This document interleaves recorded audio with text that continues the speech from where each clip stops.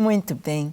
Queremos conversar sobre este tema tão importante, a consumação dos séculos e o templo.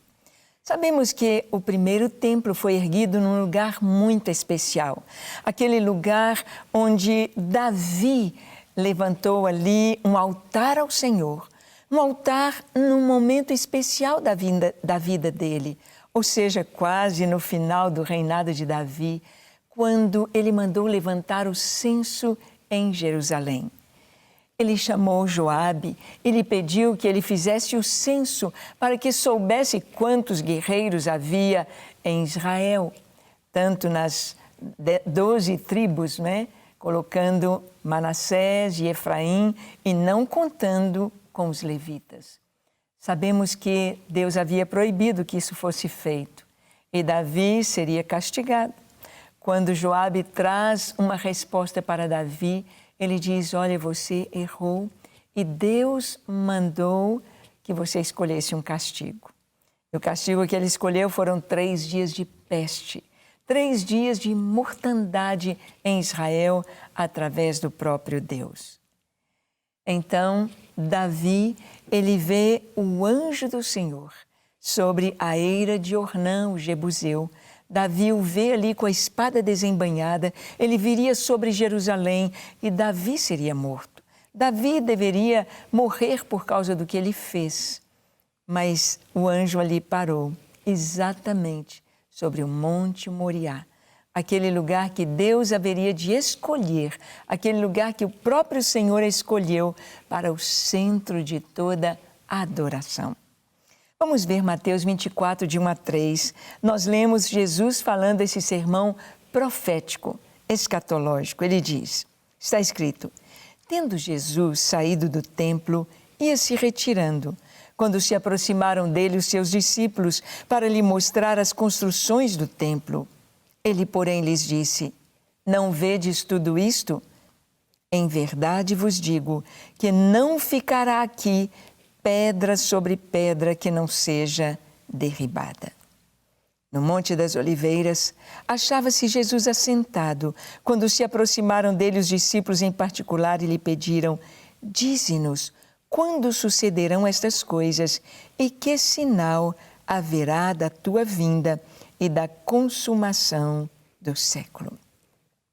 Bem, essa palavra aqui é o início de um grande sermão profético de Jesus a respeito da sua segunda vinda ao mundo. A sua primeira vinda, ele veio pobre, ele veio como um carpinteiro, ele veio não tendo absolutamente nada, ele entrou em Jerusalém montado num jumentinho. Mas a segunda vinda de Jesus seria gloriosa. A sua segunda vinda seria para reinar. Ele virá montado num cavalo branco, ele virá vestido de vestes reais, ele virá para julgar. Sim, assim será a segunda vinda de Jesus. E na sua primeira vinda, nós vimos que Jesus, em cada ano, ele vinha a Jerusalém. Ele vinha para as festas judaicas, para as festas bíblicas. Aquelas 3 vezes durante o ano, Jesus vinha no primeiro mês do ano, na festa de Páscoa, Pães Ázimos e na festa das primícias. Depois retornava ao 3º mês para a festa de Pentecostes e ao 7º mês para a festa das trombetas, para o Yom Kippur, ou seja, o dia da expiação ou o dia do perdão, e então a festa dos tabernáculos. Ele estava sempre presente nestas festas em Jerusalém. Jerusalém, uma cidade tão especial, esta cidade preparada para ser o centro do culto, e o Monte Moriá, onde Abraão sacrificou ou foi sacrificar Isaque, seria o centro do culto, seria ali o centro da adoração, o templo sendo levantado. Jesus, quando os discípulos lhe mostraram aquele grande templo, como era o templo no tempo de Jesus? O templo tinha sido reformado por Herodes durante 46 anos. Herodes, ele tinha podemos dizer, um megalomaníaco. Herodes, ele via tudo grande. Herodes queria ser reconhecido por Roma. Roma tinha sua grandeza, tinha sua beleza, tinha seus grandes centros para o lazer do povo. O grande Coliseu, ali tinha os circos romanos, as corridas de bigas. E Herodes queria trazer tudo isto para Israel, para a Judeia. E como centro do culto era no templo, Herodes então reforma aquele templo. Herodes traz colunas de mármore. Em Israel não tem mármore. Não existe mármore nem granito na nação de Israel.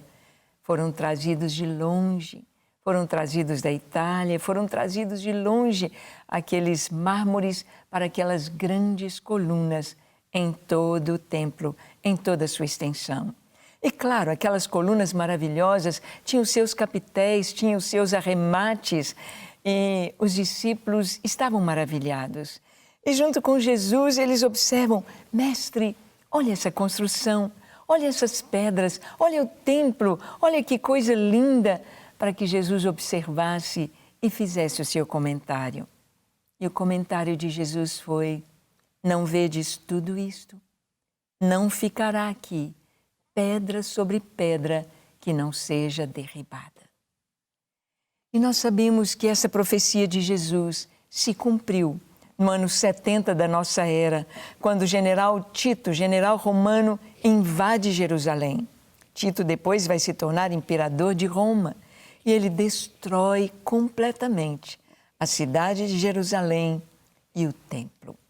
Como o templo era todo revestido de ouro, como ali eram guardados os tesouros da nação, então, não somente com toda fúria, não somente com toda violência, eles derribaram e destruíram tudo, mas usaram fogo para tirar o máximo de ouro que havia ali naquela construção.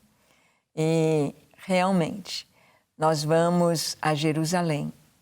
Quando eu estive em várias caravanas, quando os turistas podiam subir à esplanada do templo, porque hoje não se sobe mais, hoje não podemos mais subir ali onde está o Domo da Rocha, a cúpula dourada, mas quando a gente subia ali, nós podíamos ver que não havia ficado absolutamente nada do primeiro templo, nem do segundo templo.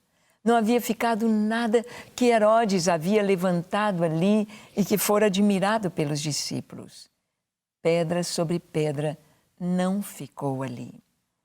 Você visita, por exemplo, a Grécia, você vai ao Partenon, lá em Atenas, e você vê ali, naquela montanha, naquele monte, você vê ali quantos altares, quantos templos permanecem, quantas ruínas ali estão de pé.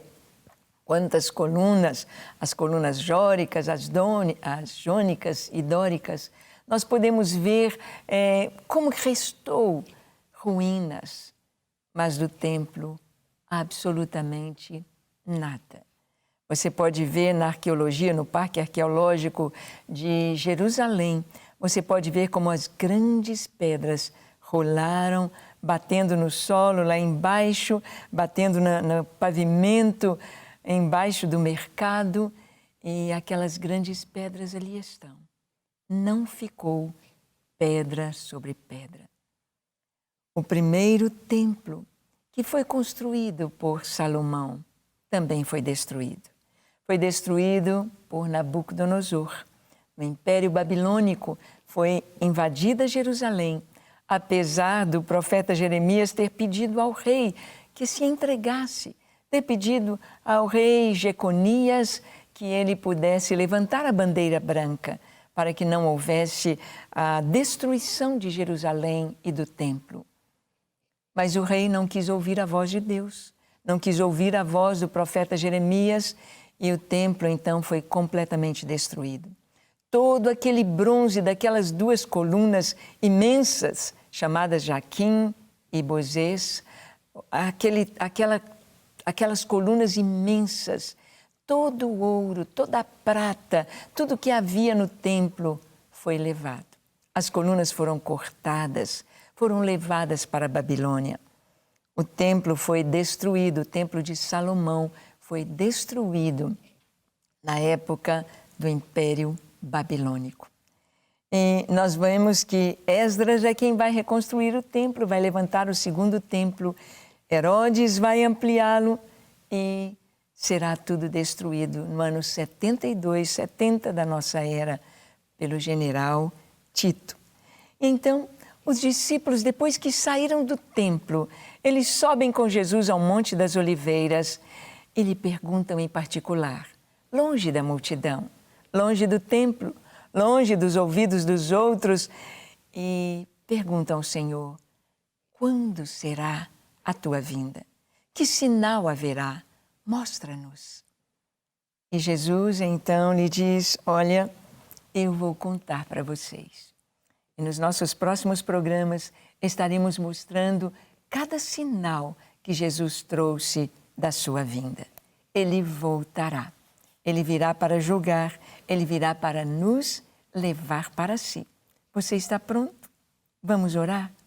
Feche os seus olhos, curve a sua fronte. Se for possível, se ajoelhe e ore comigo dizendo assim, Senhor, eis-me aqui em Tua presença. Sei que o Senhor virá, sei que na primeira vinda o Senhor veio para salvar e eu me entrego a Ti.